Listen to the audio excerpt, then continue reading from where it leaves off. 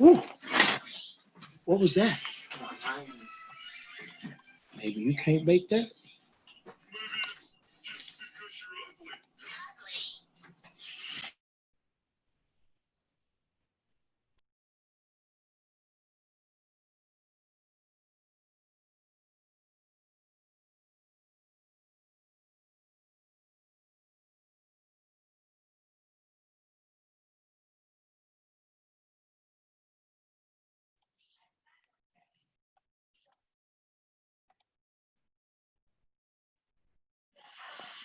You think I can make some pants out of these?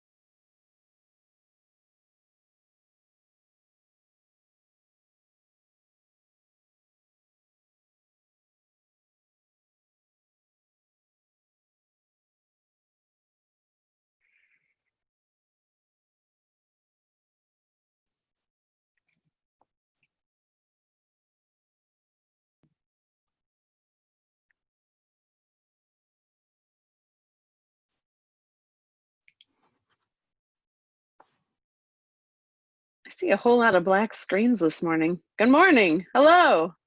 Hello. Are you there? Do you have a face?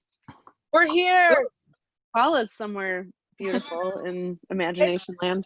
Downtown Milwaukee. I took that picture. Did you really? Man, the sky is so blue. It was from a boat. We were in the boat in the Milwaukee River. Nice. Yeah. I want to be on a boat in the Milwaukee River right now. Me too. Or kayaking, whatever. Let's do launch classes on a boat. Yes. Yes. Okay. I'll talk to Charlie. We'll get that in the budget. Awesome. How's everybody doing? Good. Amanda, Yeah. what is your phone number? My phone number is 414. Yes, ma'am. 534. 534. Yep. 792. 79. Richard, what are you guys doing? What business are you guys doing? Are you saying 02? 82. Thank you. Yeah, you're welcome. What? All right, let's see. We got a few more people on here. Anybody new? Everybody's been to launch before. Yes. Okay, cool. So I had something come up this weekend. Well, actually, it's come up the last few weeks. So I think we've gone through the offer before, right? Like we've gone through all the parts of that document and talked through that. We had 2 classes of that. It's in the YouTube channel. If you don't know what's there, good thing to reference. But the thing I'm noticing is there is more to the story than just filling out the paperwork. Has anybody come across this in their efforts to write an offer? Or they're like, wait, sure. what do I need? Is that somebody? Yeah? Yeah, so it's not just about filling out that document, but it's about having all the details you need, having the documents you need. there's a whole toolkit you have to put together, right? And it's something that you'll have to reset every offer. But has anybody gotten to that position where they've sat down with somebody to write an offer and they're like, oh shoot, do you have your pre-approval? Oh shoot, when does the seller want to close? Oh shoot, how fast can we close with your lender?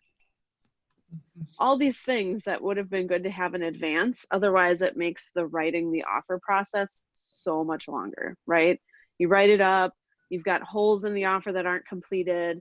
You got to call the client back. You got to text them and find out the answer. You got to reach out to the co-broke. You got to see if you can contact their lender. And then you're back and forth and back and forth and back and forth until you finally get it signed, and it's hours later, right?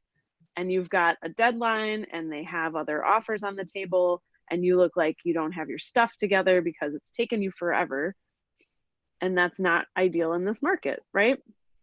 So, oh, there we go. So the key to being really efficient about writing your offers and also making them very presentable, making yourself look like you're put together, making it look like you're smooth and easy to work with. These are all important factors, right? A very chunky start, this back and forth, this, oh shoot, I forgot this. Hey, where's that document? Hey, you didn't check that box. That is annoying to a listing agent.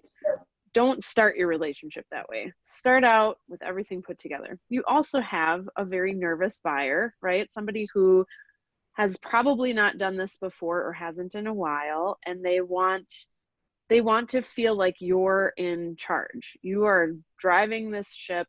You know what you're doing. There shouldn't be that like moment, those moments of pause are when people start to get worried, right? Or they change their mind, or they get scared, or they feel like nobody's in charge. So having all of your things together when you write an offer is really, really important. It's an important part of building that relationship with them. It's an important part of your negotiations to get their offer accepted and look like you're great to work with. There are just so many little nuances to what we do, and this part of the process is such a sensitive part. You know, it's very nerve-wracking. It's usually high intensity. It's typically time sensitive. It is really important that you don't make mistakes, right? Because you could literally cost your client money. So it's super important to have all those details together. So I'm going to give you some tips on some basic things that you should be asking for, whether it's a document or some information in advance. If you're, walking through a house and it seems like they really want to write an offer and you don't yet have some of these details, that could be a time to ask for it rather than once you're sitting down writing the offer. Making phone calls ahead of time to talk to the listing agent, or, a text or an email, something to get the details you need in advance is all worthwhile, so that it's not 9:30 p.m. and you're like, oh, I need to know if we can pull off this super short turnaround time for a closing date, and I can't reach the lender now. So a number of things that I think will help you to make this process much more smooth, to make you seem like you're in charge, you're the expert, you're proactively putting these things together, so that once you are actually writing the offer, it is smooth, easy, you're in control, and you're not getting caught off guard by surprises or being asked to rewrite something or change something. And that's that nervous, clunky back and forth of, oh, I signed it. Oh, I have to redo it. Oh, you have to sign it again. You want to avoid that, right? You want to look like you know what you're doing. If that happened to you when you were buying a car, wouldn't it make you nervous? Yeah. If they were like, oh, wait, I wrote the contract wrong. Let me change this contract real quick and then send it back to you to sign for over $100,000. No, this is a big deal. So have your stuff together. So, okay, things to consider. And they're not really in any particular order, but these are the things that you're going to want to make sure you have before you're putting that offer together. It's one thing to know how to fill out the document. It's another thing to understand how that document works in real life, right? You can feel the relief of like, oh, all the boxes are checked, all the things are filled in, I'm good. But then you have to actually get it to closing And if you've got weird stuff in there that's going to cause a problem, you could be hurting your client, or worse, make the deal fall apart completely. So one thing, super pivotal, something I've mentioned before, is communicating with the listing agent. Making sure that before you are sitting in front of the computer writing the offer, you've connected with them. It is ideal that you can do this by phone. Everybody gets a million emails. I hate email. I don't want somebody to just send me an email and expect me to see it immediately and respond, and that's it. Try calling first. If that doesn't work, try texting. It's a good chance to connect with them, to show at least a voice to a name, to build a little rapport, which in a competitive market is really important, to potentially find out more about the seller situation, the house, offers, what that agent might be like to work with. That's all part of your negotiating. It's a really important piece that you should be doing. So check in with that agent just to kind of say, hey, we're thinking of writing an offer. I just wanted to check in and introduce myself quickly. Do you have a seller's preferred closing date? Now, sometimes they write it in MLS. So read all the dang notes in MLS before you call the agent. Don't look like you don't pay attention to details. That's just going to annoy them. So read through all the EMS. Yep.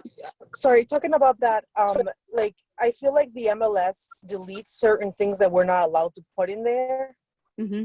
Like a preferred closing date. I think that was like one of the things that I put in my description, and they deleted it. And also I put in there presenting offers on Sunday at 11 a.m. or whatever, and they deleted it. Put that stuff in the agent notes, not in the public notes. Okay. Goes in the private remarks. Yeah, so read through all that first before you call the agent. Make sure you know what you're talking about. You've checked the documents. So you know that if they put it in there, you already have, you can just confirm it. I notice MLS says their preferred closing date is September 15th. Is that still true? Great. You know, bonus points if you double check that it's actually a weekday. Hey, I noticed September 15th is when they want to close, but it looks like that's a Saturday. Would the 14th be okay? Cool. You can say that in a nice way without making them feel crappy, but also showing them that you are on top of it. Another thing is to check the documents that are in MLS. Make sure you have everything you need for the offer before you're sitting down at your computer. Did they put in a condition report? Did they put in an addendum S? Does it need a lead paint disclosure? Is it older than 1978? If it's a newer property, it doesn't need a lead paint disclosure if it's 1978 or newer. So don't ask them for a lead paint disclosure if it's not required. If they have one in there and it's newer, just use it.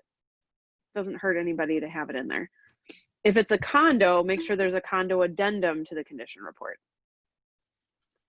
Listing agents are super busy right now too. They're getting bombarded. There's a chance that they've forgotten a document. So just a friendly check-in to say, hey, would you mind sending that over? Great. Don't expect to get a 15+ minute conversation out of them. They're crazy busy most likely. So if you call and you just say, hey, just want to introduce myself. Thanks for the showing. Couple quick questions. Do you have a moment? Great. Or they may say like, I'm walking into an appointment. Can you text me? Be considerate of their time too. Remember, you're building that relationship. They want to work with you because of how this went, or they don't want to work with you. And that can have an influence on whether that offer gets accepted or not. So gathering that information in advance from the listing agent. The other thing to ask them is, if it is not an MLS, do they have a planned offer presentation time? Have they set something in place? Or do they prefer a certain period of time for review? So, 24 hours, 48 hours, something like that. Do you already have a time that you're going to talk to the seller? What's their work schedule like? I just want to make sure we're not allowing too much time, but we give you enough time to review the offer.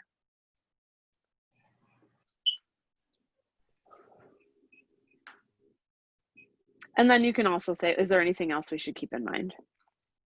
So, and they might say, you know what? I forgot to put, exclusion of the chandelier in the dining room. Cool, make note. Great, I'll make sure to include that. All that little stuff so you don't have to go back and forth on a counter offer for something silly like that.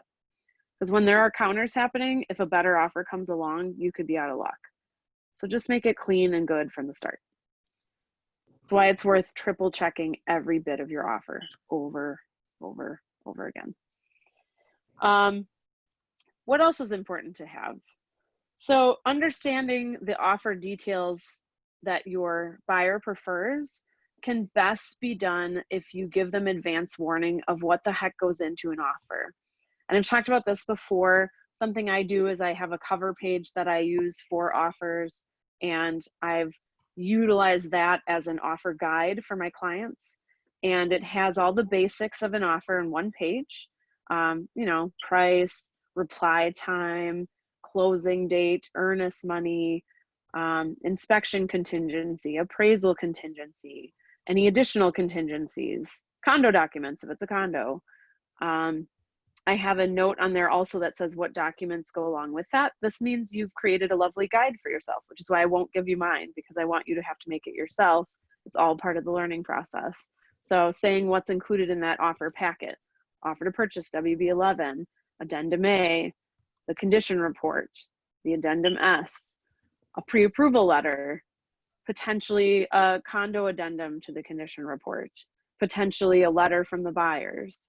So having those things noted on there too. And that way I've given it to my client in advance with some notes of what's typical, and that spurs conversation. So as we're looking at properties, potentially when we're meeting in a buyer consultation before we go out on showings, we've already started discussing that stuff, so that when it comes time to put the offer together, it's not a 2-hour, let's learn what an offer is presentation, right? It's way too much information for them. It's way too emotional. It's exciting. It's time sensitive. You're trying to navigate a computer program, their emotions, the details of the offer, and the co-broke all at the same time. It's too much. So don't put yourself in that position. Don't put your client in that position. Give them the opportunity to think about these things in advance. Give yourself the opportunity to explain them in advance and find out answers to questions you might not know. It's better for everybody. So take the time to do that ahead of time. Now you will have to remind them, right? Have you gotten to writing an offer and they're like, wait, what's earnest money? And you're like, dude, we've talked about this 4 times. Guess what? They're excited, nervous, scared, confused, and under pressure. So they're not going to remember everything, but at least you've had that conversation before and it may spark their memory. So set them up for success, make sure they understand offer details. In relation to that, it's good to have an idea of their schedule. And when I do a buyer consultation, this is one of the pieces of that consult, and it's an important piece, is understanding what their work schedule is like and if they have any planned trips. Obviously now it's a little different with COVID, but people are still going out of town up north, stuff like that. So making sure that when you're setting those dates and deadlines in the offer, you know that, for example, if you're going to try to be competitive with a shorter time frame for an inspection, right? Seller loves it's going to happen fast. We know if we're moving on or not. There's no time for shenanigans. If we set that as a short time period, I am making sure that my buyers are going to be available for an inspection in the next 2 to 4 days. And I may even go as far as trying to put a hold on a date. So knowing their schedule is really important. If they are going to be gone for the next 10 days and I set their inspection contingency for 10 days, I hope they're not planning on being at the inspection, right? That would be so ridiculous. You write this whole offer, it gets accepted, they're all excited, and you're like, cool, let's schedule the inspection. And they're like, great, we'll be back in 2 weeks. Cool, that's a problem. So make sure that you're reviewing these things with them. Yeah. Can you help me understand one thing? I get confused between an inspection and an appraisal. I just want to make sure I understand it. Inspection is what the buyer pays for, right? And then the appraisal is the lender? Not exactly. Who is asking this? I can't see your name. My name is Amanda Schultz, and I'm from the Lake Country office. Oh, great. Hi, Amanda. Hey. So that's a great question, and it's something that confuses buyers as well, and sellers. So inspection is when you're looking, you have a licensed Wisconsin home inspector who comes in and looks at the property. They're kind of a generalist, like if you think of your like primary care doctor. So they're looking at all the basics, and typically the way that works is you schedule a time, you confirm it with the listing agent. The sellers are not home most often. the buyers go with the inspector, and it's best that you go as the agent and their representative. And that usually takes anywhere from 2 to 4 hours, depending on the inspector, the size of the house, if it's a house or a condo. The cost of that is usually around $450, somewhere around there. Could be a little less, could be more. And the inspection is what you're using to negotiate repairs or credits or a price change in response to what the inspector finds in the home. And what's the typical duration of when what do I write in the offer to make it competitive, to, like you said, to accelerate the inspection? What would be accelerating? Is that 14 days or is it 2 days? So the inspection contingency, kind of the average I see, or the typical range, is somewhere between 10 and 15 days. 15 is getting on the long side, but it's still within reasonable range. Anything more than 15 is kind of a lot. In a competitive situation, I try to go 10 or less, 12 or less. And you've got to consider during that time frame, it's not just that the inspection happens, but also the report comes back by the next day usually. You have time to review it, talk to the buyers, determine if they want to ask for repairs, credits, etc. Write up an amendment, send it to the listing agent, and potentially go back and forth with the seller. Now, the monkey wrench in that, the issue that could come up with that is that if something's found in the inspection that requires an expert, which granted, every inspector is going to have at least 5 parts in the inspection report that say consult an expert, because that's what they have to do, because they can't say they're an expert in everything. But if there's something that's important to the buyer that could be a major expense, usually it's foundation issue, maybe a big chimney problem, maybe something significant with electrical, then you also want to bring in an expert during that time period. That's where it gets tricky, is you don't quite know if you're going to need that or not. And so you want to leave enough room that you can have the inspection as soon as possible, schedule it as soon as possible. So you allow time to get that additional expert in. Those guys are super busy. There is a chance you might have to stretch that date out if the seller agrees to it, but you want to give enough time in case they won't. So the inspection happens, the report comes back. If the inspection happens and they say you need an expert on this basement wall and the buyers are concerned about it, don't wait for the report. Start calling foundation people. Get them in ASAP. And then once they come through, they give you their report. You have all the information in front of you, and then you put together an amendment for a credit, closing costs, or price change, or repair. Repair or credit is most common. And then you have to get the sellers to agree. So there's negotiating time there too. So anything less than 10 is tight. You're gonna have to hustle. You're gonna have to get that inspection right away. You have to move through it pretty quickly. So if they're in a job where you can't reach them for 8 hours, a short time frame is not ideal. So they've got to weigh, you know, is it worth it to make this offer more competitive? Can we make this work if the offer gets accepted? Good question. Appraisal, on the other hand, is something the lender orders if it's a mortgaged purchase. The buyer usually ends up paying for that one way or the other. Sometimes they get charged when it's ordered. Sometimes there's a loan origination fee. Sometimes it's part of their closing costs, but an appraisal is usually $400 to $500. Okay. And that is not something you attend. Typically, the appraiser goes by themselves. The listing agent oftentimes will meet them there to provide comparables and kind of point out the highlights, let them in the door. But that's not something that we attend usually. And that report comes back anywhere from 3 days after the appraisal happens to 2 weeks plus. Those guys are crazy busy right now. They have tons of refinances to do and also new purchases. So allowing enough time for that is really important. Usually 30-day minimum, 27, 30, which leads me into my next piece. When it comes to the loan stuff, you don't have all the answers that you need for the offer in the pre-approval. I'm going to repeat that. You don't have all the information you need in the pre-approval to write the offer. So your best scenario is to talk directly to the lender or make sure your buyer is very well informed as to how that loan's going to work. So when you're writing the financing contingency, there's a few parts to it. You need to know the type of loan And that is not what bank it's with. That is conventional, FHA, VA, adjustable rate, convention. There is a part where you fill in, you know, most of the time it's conventional, but you have to fill that in. So make sure that you know that for sure. Also, what the amount of the loan will be. So you have to know what their down payment's going to be. And they may say like, oh, we're just doing 20%, or we have a certain dollar amount.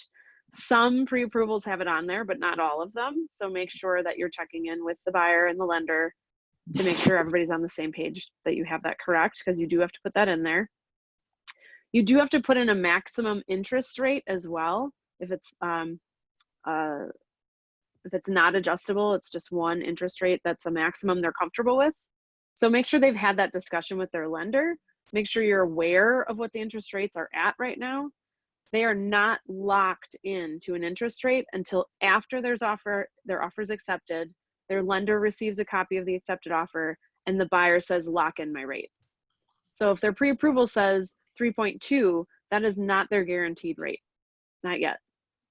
So when you're putting in that maximum rate, give a little bubble, give a little wiggle room. An informed listing agent is going to want that to be a little bit higher than what it is right now or what's on the pre-approval, because if it goes above that set number in the offer, the buyer could walk away. They could say, the interest rate's too high for me, I don't want to deal with a loan like this, I'm walking. Now, if it goes above that and they're okay, that's fine. But it is very likely that the listing agent, if they are worth their salt, they're going to look at that carefully. And if it's not high enough, they're probably going to counter it. So understanding where their interest rates are at, understanding what their down payment is, understanding the type of loan it is, and also the timeline the lender is working with. Now, every lender is a little bit different. They're pretty much all busy right now, right? Has anybody talked to a lender lately? And they're like, oh my God, I'm not even sleeping. Yeah. So talk to them first before you're sitting down and writing the offer, ideally, to find out what their timeframes are looking like right now. You know, would a 30-day close be possible? What's an ideal timeline? Would you rather have more like 40, 45? So what's you know, the timeline to closing that will most likely work for the lender? Also, what is the most likely time frame for a loan commitment?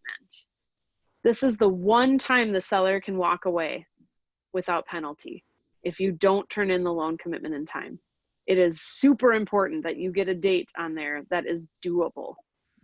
So make sure you know from the lender when they can get that loan commitment to you, and if they need a little bubble, how long they expect appraisal to take. And oftentimes I have the loan commitment and the appraisal contingency as the same number of days. Some listing agents like to see the appraisal a little shorter, but they're getting so down to the wire right now, I usually just make them the same. At least most of the time I'm putting in there like comfortably 35, maybe even 40 days for a lender. You could potentially get it shorter than that, but make sure you're talking to the lender so you're not just guessing. The worst thing is to send them an offer and have them be like, well, congrats, except for I can't make this happen. Now what do we do? You know, the seller decided on this offer probably because of how quickly that stuff was set up. So the other thing to double check, and I catch this all the time as a listing agent, make sure that if your financing contingency time frame and your appraisal time frame are like 40 days, that your closing date isn't 35. Duh.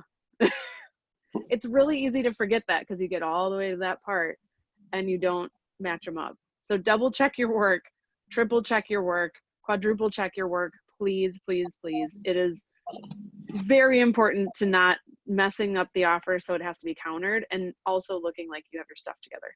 I can't tell you how many times just writing a clean offer that didn't have goofy mistakes like that in it was a huge advantage for my clients because so many people don't do it. So just double check. Closing date, does that line up with loan commitment? With loans, there's a closing disclosure, or the CD, and that has to come out 3 business days prior to closing. It has to be approved and signed by the buyer. Final version 3 business days prior to closing disclosure. So if your loan commitment ends the day of closing, you leave 0 days for the closing disclosure. So when you're writing out those time frames, not only does your closing date have to happen after your financing loan commitment is due, but also leave a 3-day gap if you can. And talk to the lender. Some lenders send the CD out early, they only adjust if needed, but make sure you're talking to the expert who's going to be running this side of the offer. Make sense? It also doesn't hurt to build a relationship with a lender, have some conversations with them. You're going to learn a lot from them, and they're going to learn from you oftentimes too. So it's good to build that relationship that way. And like I said, every lender is different. So don't just think because your buddy at Landmark Credit Union said that these are their timelines, that your new buyer with a pre-approval from Associated Bank is going to have the same timelines. It could be different. And it can vary. So if you wrote an offer a month ago, it might be different now. So just remember to check in about those things with them ahead of time. Other things to consider. Let's see, reply time, closing, client schedule. Also your schedule. You know, you are not the number one person in this situation. It's not all about you. But if your buyers want you to be there for the inspection, make sure you're going to be around too. Ideally, you are around for their closing. I know right now it kind of depends on where you are. You might be like sitting in a lobby or your car waiting, but it's really important that you're there. It makes a wonderful last impression. It's your last chance to say congratulations, to show you care, to give them a closing gift, to celebrate with them, to be there in case anything gets weird. It's just a really important piece of them feeling like you're there to support them. I highly, highly recommend being there for closing. So when you schedule the date, if you're not going to be around and that's what works best for your buyers, you can just say, you know, oh, you know what, it looks like I'm not going to be around that day, but I want to do what works best for you. If you'd really like me to be there, could we do, you know, this day instead? And then they know. So you don't like get to closing and they're like, what? You're not even there? Can you guys believe my agent wasn't even at my closing? It sounds silly, but it's like, you know, it's like the last impression you leave them with. So make sure that they have you there if at all possible. Other than that, I'm going to check the chat here and see if I missed anything. Welcome, Casey. Laquita, it's confusing to explain the closing process to a buyer. How do you explain that when writing your offer? So in terms of like what happens at closing, I think it's the kind of thing. Yeah, I was referring to the closing costs. That's something that I okay. meant to put costs. I forgot costs. Okay. So closing costs, anything that's related to an expert in the scenario, like the lender for this situation, you may want to either in tandem talk to the buyer with them, send them directly to the buyer to get the most accurate information, or at least give a general overview and then direct them to their lender.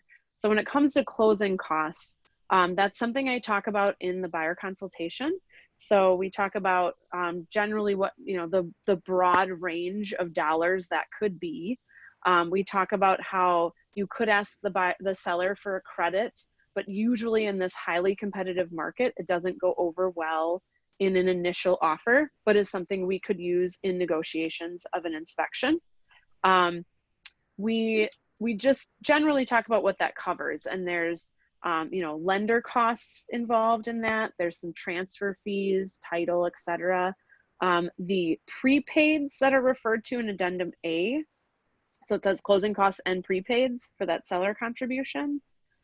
Those are things like 1 year of homeowner's insurance.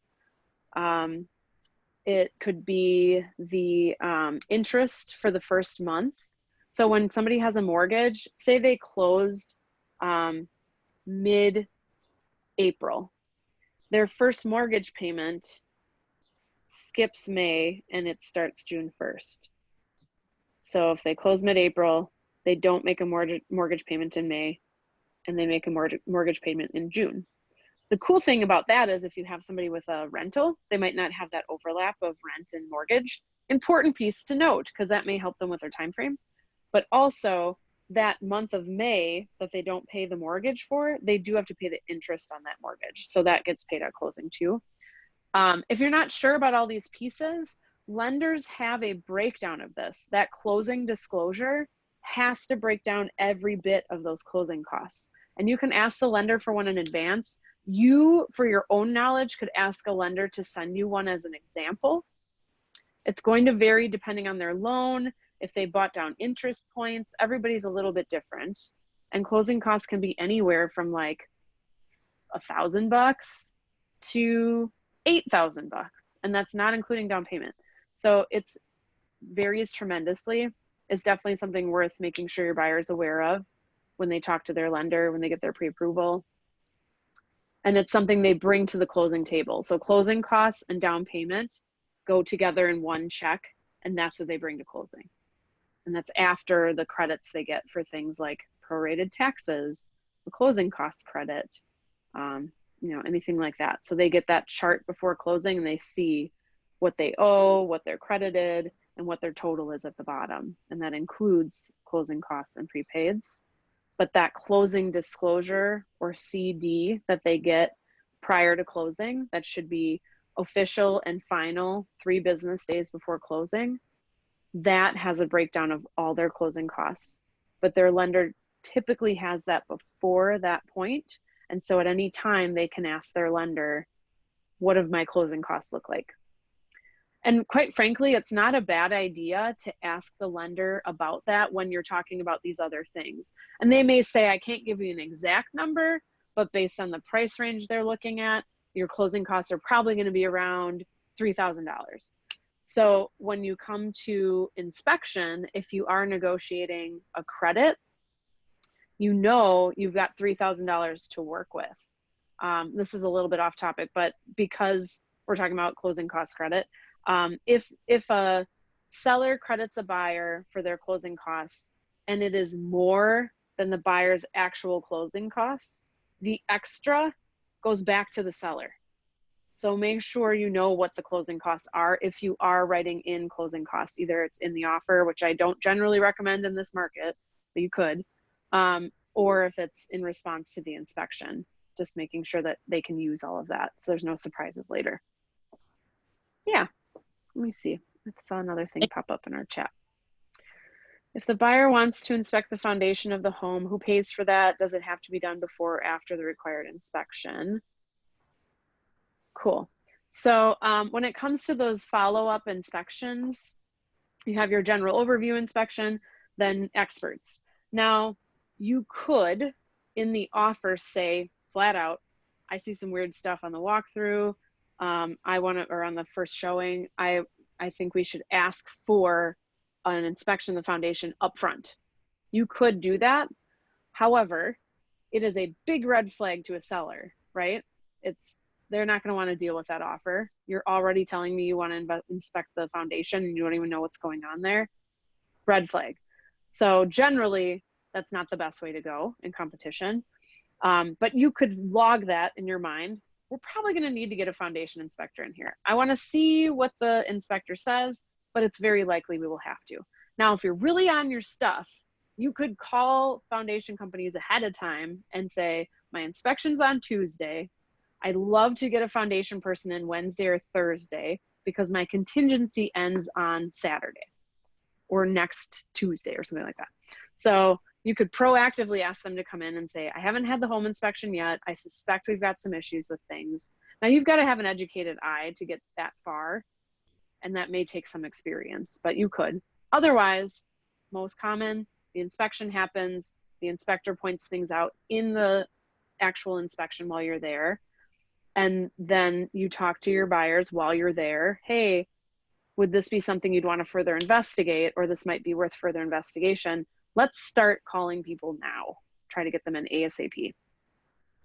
Typically, the buyer is responsible for that. It's part of their investigation. It's part of that inspection contingency. And they usually almost almost never is there a cost associated with that because it is, they're quoting for business, right? That's why it can be hard to get them in for something small. So usually the only time it costs money is if it's an engineer, because they're putting together an engineer's report. And that's like big foundation stuff where, or you want the gold standard of this is it. Whatever this guy or gal says is what's going on. They are an engineer. They are not trying to get a contract for basement work. I have in the past had situations where we've gotten the seller to agree to pay for part of that because it's in everybody's best interest to have accurate information. Everyone's doing their due diligence. I have told the listing agent we'd like to bring in an expert for something, and they've said, great, we'll get one of our own too. So you have more than one opinion. Most typically though, it's in the buyer's hands to come up with that. And it's not a bad idea to explain that in advance. I did not do a good idea of explaining that in advance to somebody I'm working with right now. And we got into inspection and I thought we were cool. And then they got really mad about the fact that they had to do all this footwork and the sellers weren't doing anything. And I had not warned them or set the expectation that that's how it usually goes. But if you have sellers who also want to get quotes, they can. They have every right to. It's just a matter of the timing. That can be a little tricky. And you may have to extend the contingency. So even having that discussion with the listing agent in advance, we had the inspection, I'll get the report tomorrow. Hey, I'm just calling you after the inspection to let you know how it went. We're done, everything's locked up and closed. Lights are off. Overall went pretty well, but there was this weird thing with the basement. They may say, oh yeah, the sellers noticed something and they're already doing something. Or, oh, tell me more about that. Well, we're trying to get an expert in. It's going to be tricky to get somebody in the next, 5 days because we have a holiday coming up and there's a weekend in there. Would the seller be open to stretching this out a little further if we had to? We just want to do our due diligence. We just want to get accurate information to work off of. We're all working together here. Nobody's trying to screw anybody out of anything. We just want to work off of real numbers as best we can. Otherwise, you're stuck with like Googling and guessing, which could be wildly high or wildly low and not accurate. It's not ideal. In the best scenario, you're taking the time to bring in experts, but it can be hard timeline-wise, so you may have to stretch that out. Let's see what else. Does the listing agent have to show me proof of a secondary offer accepted if there is one? You can ask for it. So secondary offer, so that would be a scenario I'm guessing where you have a primary accepted offer for your buyer and you're negotiating through something, maybe inspection, and the sellers are less inclined to do anything about it because they've got this great secondary offer in hand. They don't have to tell you. They could as a negotiating tactic, but it's in your buyer's best interest to ask. So, once you get into inspection, once you get into negotiating another step, to just say, hey, by the way, do you have any secondary offers? As the listing agent, I would tell them, I have secondary offers. I have a secondary offer. There's somebody in waiting. So if we can't work this out, we're okay. That pushes them a little bit, right, to bend. But what if, as far as proof goes, I would double check this with Kimmy, but I think with anything like that, if we needed to show proof, it would have to be something where the buyer name was blacked out and the offer price was blacked out, because you're still held to confidentiality. So you could prove you had one, but you'd have to strike a lot of it. Like maybe it would be showing the first and last pages or something like that and blocking out the signatures. I'd have to get a confirmation from Kimmy on that. And you'll kind of learn as you go and build relationships with agents of like, who can I trust and who do I have to question? Just be careful that you're being consistent however you do it, because you don't want an agent thinking, like, accusing you of going after them, right? Like, you should still be asking everybody if you're doing that. If the property appraises higher than asking price, can the buyer go up in asking price and ask the seller to pay closing costs? It's a really hard sell for a lender. So scenario is you have a house that's under contract for purchase at 330,000. The appraisal comes back and it came back at 335,000. The buyer would really love to have the seller cover their closing costs. So you want to ask the seller to increase the price to 335 and offer a closing cost credit. I would check with the lender before you do anything like that. It could be a red flag to their underwriter, and it could cause a problem with your loan commitment. They may be like, whoa, what's happening here? I'm financing closing costs. That's not what I'm doing. Like, we are financing the house. So that could be a problem. On the other side of it, and something buyers do worry about, so make sure you're setting that expectation. If the appraisal comes in high, they just get equity. They don't have to change the price. People worry about that. So it's good to let them know about that too. Yeah, so those are the basic things. It is really in your best interest to have things set up in advance outside of those bits of information and those communications you've had with the lender, with the listing agent, with your client, with your own schedule. Also, it's really best if you set up a file ahead of time in Zip Forms, or if you're using DocuSign. I use Zip Forms. So make sure they have a file. Make sure you've already had them signed by our agency, so you don't have to explain that whole thing before you write an offer. And you should have it before you're on showings anyway. Otherwise, you shouldn't be giving an advice. There's lots of things you shouldn't be doing without buyer agency. So make sure that's been established. They have a file. You have their email in there correctly. You have their full first and last name correctly spelled with an initial if it needs to be. You've got their pre-approval in there. You should have asked for it ahead of time. You've got the addendum S and the condition report from MLS in the file. And you've started a file that has all the documents you need. So you've got your WB11, you've got your GMAR addendum A. If there's any other pieces you need, that they're in there. If you've filled out some of the basics, some of that will autofill, and you may have to do that on the fly. Obviously, the address might not be something you know in advance. As time goes on, you may get better at figuring out if this is going to be the one, and you can set some of this stuff ahead of time. It's good practice anyway. You know, once you get really busy, it may be harder to do that kind of stuff in advance and then feel like you wasted time. But for now, practice, do it. But if you can get all that lined up, then when you're talking to your client, whether you're in person at a safe distance with a mask on and the whole thing, or you're on the phone with them, or you're in a Zoom call, they're not sitting there while you're like, hold on, let me just get this document in here. Let's see, I have to save it. I'm gonna have to get a PDF. Okay, and I have to put it in the Zip Forms. I have to name it. Oh, it's saved to the wrong thing. Hold on. Okay, so I have to do that. Like that's what makes offer writing exhausting for everybody, right? And there are times when you're gonna have to do this on the fly, but at least to any chance you have to be proactive, do it. Make it easy for yourself, for them. Don't make it stressful, because the more flustered you get, the more mistakes you're gonna make, and the more likely you are gonna send something over for them to sign, or worse, to the listing agent that has mistakes on it. That is not good. That is exhausting. Everybody feels bad. It's not a good situation. So take the time to get that stuff set up in advance as best you can. Now, if you've not written an offer yet, or you have barely written an offer yet, you had better set up a time through the helpline with either Andy or Steph to go through putting an offer together. Do it. I don't care if you think you've got it down. You're going to make mistakes. Practice the mistakes out. Right?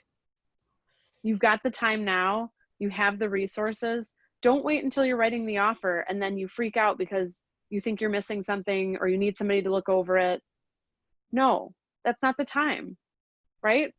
Do it in advance. Make yourself a practice copy. If you have to have that out while you're writing an offer, take advantage of COVID and do it over the phone and have it in front of you. And then follow along with the highlights. Did I fill in this part? Oh, did I remember that little checkbox in the addendum S that says we're not doing a lead paint test? That's one of my biggest peeves when I look over offers as a listing agent. It's like a sign that you know what you're doing if you check that box. You know, did I get the deadlines in correctly? Do they line up with the closing cost? You know, like have a little checklist next to you. Did I check this? Did I check that? Did this, you know, did I ask these questions? Before we start, I just want to check in about these things. That way you're not mid-explanation of how the inspection works. And then you're like, by the way, do you guys have vacation next week? Or like, you around? You know how confusing that is for people? They have to like totally shift gears and then you're off topic and then you're like, oh yeah, we're writing an offer. Oh yeah, I have to get it to the listing agent in 10 minutes. So set yourself up for success. If you need that as a guide, use it. Write a practice offer, make a clean copy, have it right next to you, highlight the stuff you don't want to forget. Make a list of the questions you have to ask yourself, the lender, your client, the co-broke. Be ready. It'll make it so much less painful and you are way less likely to make a mistake, but still, after you write it, before you send it for their signature, review it again and tell them, I'm just going to look over this one more time. That puts them at ease, right? If you're writing a huge check basically, and somebody's like, let me just double check the details here. You're not going to be like, oh, I'm in a hurry. This is a big deal. Take the time to look over it. And then after they sign it, look over it again, because technology does weird things and like text boxes end up in funny spots and weird things happen. So review it again after they sign it, take the time, be patient, and then send it in to the listing agent. And once they sign it or send you a counteroffer, look over it again. Just check, check, check, double check, triple check, quadruple check. This is way too big of a deal. There's way too much money involved. There's risk. There's a chance you could get sued if you screw stuff up. Take the time to make sure these are filled out properly. And your clients will love you for it. Oh my gosh, I'm so glad you took the time to explain that. Oh, I'm really glad we talked about this ahead of time.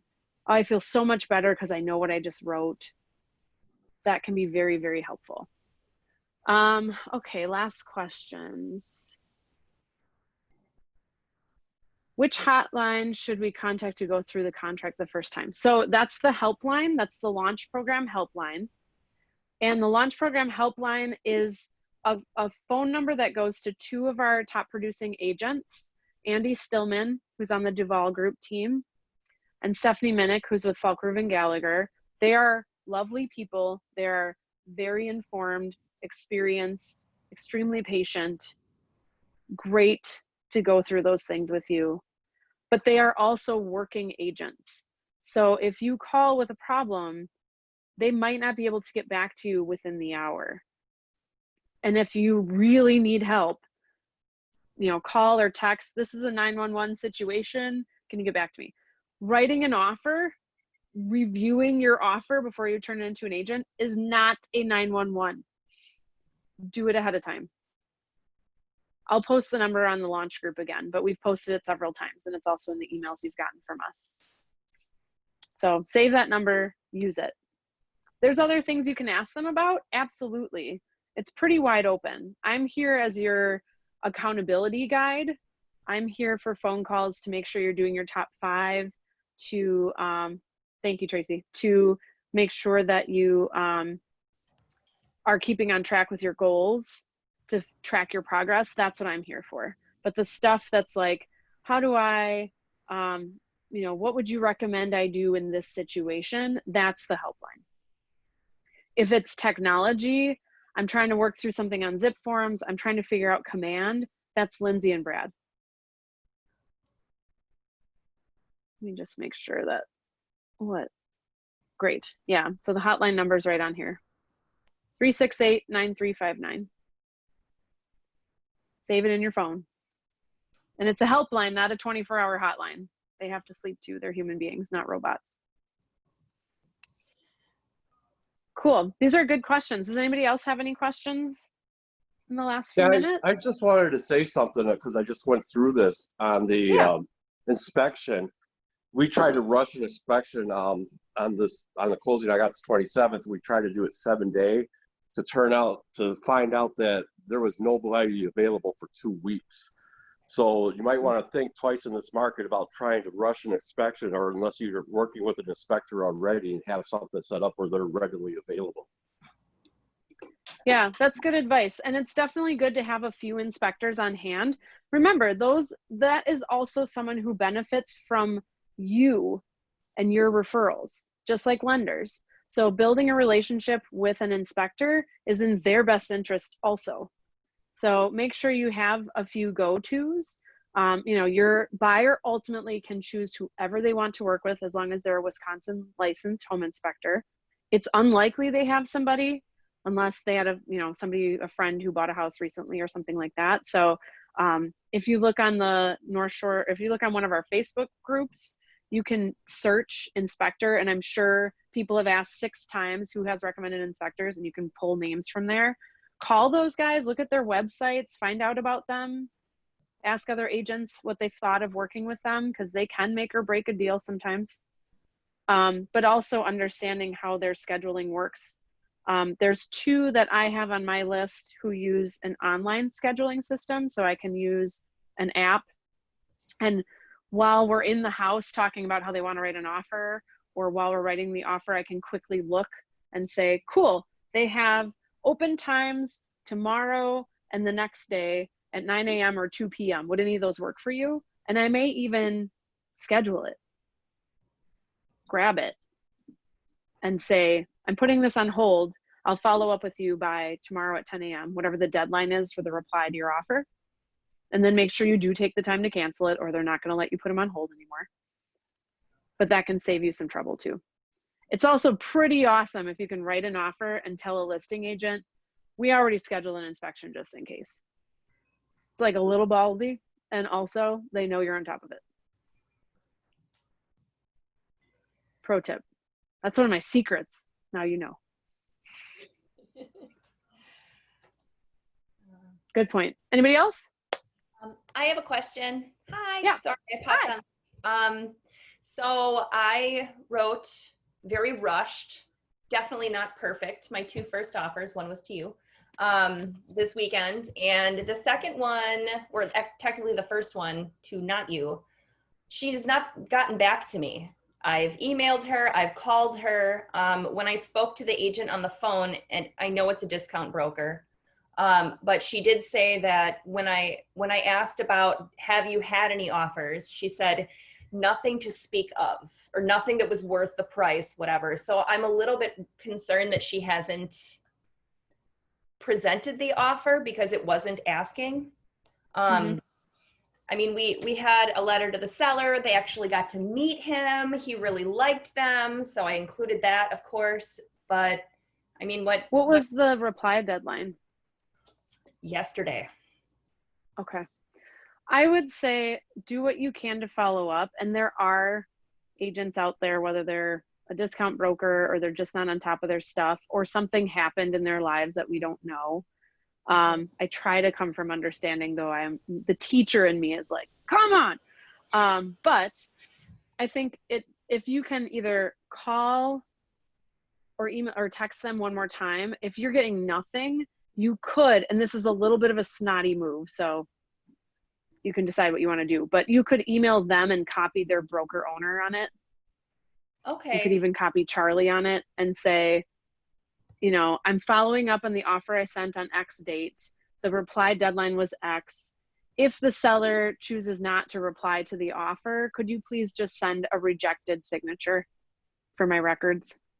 Because I was hoping for at least, a negotiation or something. Mm-hmm. Something. They love this property. Yeah. So yeah, to get something from them. Do you think your seller is going to counter, even if it's past the deadline? They can still counter back. The deadline's just for acceptance. Okay. So if they counter after the deadline, that still can stand as long as your buyers are like, oh, sure, we'll work with this. Okay. Yeah. So I'd find out, are they planning to counter? Are they so upset by the dollar amount that they aren't even going to reply? They're just going to reject it outright.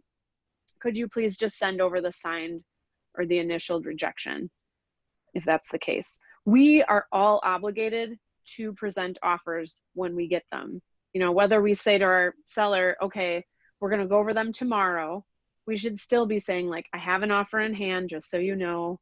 Do you want to, you know, we'll talk about the details tomorrow if that's okay with you, and then follow up. You know, even the agents who are getting 15 offers on a property technically should have all of the rejected offers initialed and sent back to the buyer's agents. That's what we should be doing. That is best practice, because then there's no question whether you actually presented that offer or not, whether it got lost in your email, whether there was some fair housing issue going on, whether you were favoring your own brokerage. Don't leave any of that to question. So if they send you a counter offer likewise and your buyers are like, nah, take the time to get it initialed or signed. By the way, I have a counter for you, even though it's ridiculous. Awesome. Yeah. Sometimes we have to write counter offers that are ridiculous for clients who are totally unrealistic, and it wastes our time, but we still have to do it because we work for them. It's good exercise. Yeah. Any other questions, guys? I hope you found this helpful. I hope you took notes. Use this to put together some checklists for yourself, however you do that. Use this as you put together your practice offers. Remember, it's not just about getting out the WB11 and filling it out. There's a lot more to this, right? There are additional documents, there's important information, and this becomes a living, breathing thing once it's accepted. So it's got to be something that's going to work and that is not going to be painful or disadvantage to your client. So make sure you're taking the time to do these things in advance. You're going to look like a rock star, because really only 10% of us do these things, and that's why we do most of the business. So get on that train with us, okay?